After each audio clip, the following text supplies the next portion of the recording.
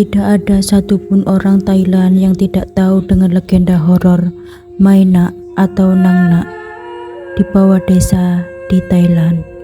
Bahkan ada permainan namanya Nang Nak, dan ketika namanya disebutkan, anak-anak kecil pasti lari berhamburan, menjerit histeris dan kemudian bersembunyi.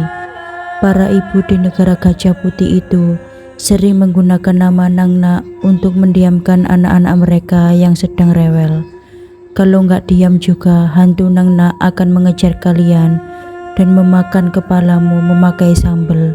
Begitu hardik para ibu di sana. Mengenai keberadaan legenda Nang Nak, sampai kini masih menjadi misteri. Tidak ada bukti sejarah lain, hanya makamnya yang di komplek Kuil Mahabute. Namun demikian, banyak orang Thailand percaya bahwa legenda itu benar-benar ada, atau setidaknya sebagian dari legenda itu dipercaya pernah terjadi.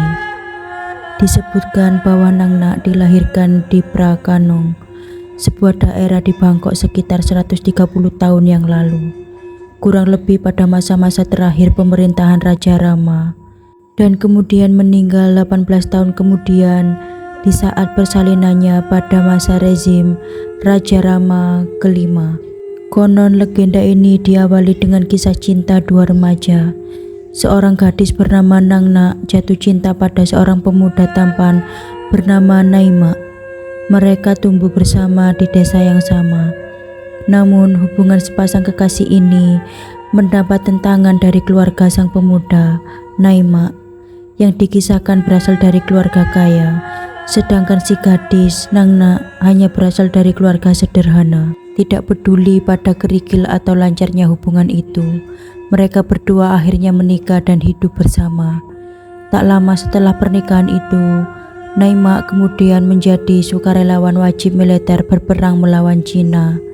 Ia meninggalkan istri yang mengandung anaknya dengan kesedihan dan ketakutan yang mungkin akan muncul. Karena luka parah yang diderita Naima akibat peperangan, ia kemudian mendapatkan perawatan yang cukup lama di sebuah kuil. Sebagai istri yang setia, Mai Nak selalu menantikan saat-saat kembalinya sang suami. Namun hari tersebut tidak pernah ada hingga akhir hayatnya. Berbulan-bulan setelah kepergiannya, hari itu Naima kembali ke desanya. Sungai yang membelah daratan di mana di tepian sungai tersebut rumahnya berada. Telah disusurinya, kampung itu nampak sepi dan sunyi. Ada rasa ragu di hatinya, kemana penduduk desanya, kenapa begitu sunyi. Namun keraguan itu tak berlangsung lama ketika ia melihat sosok perempuan yang sedang duduk di muka rumah panggungnya di tepi sungai. Ia duduk menimbang bayinya. Ia yakin itu adalah Mai Nak, istrinya, dan bayi itu pastilah putranya yang lahir ketika ia berperang. Perahunya mendekat. Ia tak sabar ingin segera menyapa istri dan anaknya yang telah ia tinggalkan berbulan-bulan lamanya. Naima menyapa dan memeluk istri dan bayi mereka dengan sukacita. Namun istrinya tidak banyak bicara, hanya sorot matanya yang sayu melukiskan kerinduan yang amat dalam pada suaminya. Pertemuan yang agak aneh itu terjadi sangat cepat namun mengesankan. Keluarga itu kembali berkumpul dan bahagia. Kehidupan selanjutnya bukanlah hal-hal yang mudah bagi Naima, sang suami. Hari-harinya penuh dengan mimpi buruk karena trauma perang. Namun demikian, sebagai istri yang baik, Nang Nak selalu melayani suaminya dengan sebaik-baiknya. Hari berganti hari, bulan berjalan. Suatu pagi terlihat oleh Naima, kepala biara datang bersama beberapa pendeta muda lain menuju rumahnya. Kepala pendeta itu melihat suasana rumah Naima yang lusuh, berdebu dan penuh dengan sarang laba-laba, seperti rumah yang tak berpenghuni sekian lama. Kepala pendeta telah mendengar kembalinya Naima selesai berperang. Namun yang membuat kepala pendeta tersebut cemas adalah cerita penduduk yang dulu pernah menjadi tetangga dekat di kampung yang sama dengan Naima, bahwa mereka meninggalkan kampung Naima di sepanjang tepian sungai itu karena hantu Nang Nak yang sering bergentayangan menyebar teror di kampung mereka. Mai Nak sebetulnya telah meninggal berbulan-bulan yang lalu, jauh sebelum suaminya kembali dari perang. Dan sesungguhnya Naima telah pulang ke rumah yang tak berpenghuni. Lalu siapa yang selama ini menemani dan merawat dia? Apakah betul itu istrinya, Maina? Saat hatinya galau, kepala pendeta itu menyuruhnya untuk melihat istrinya yang saat itu sedang memasak di belakang rumah.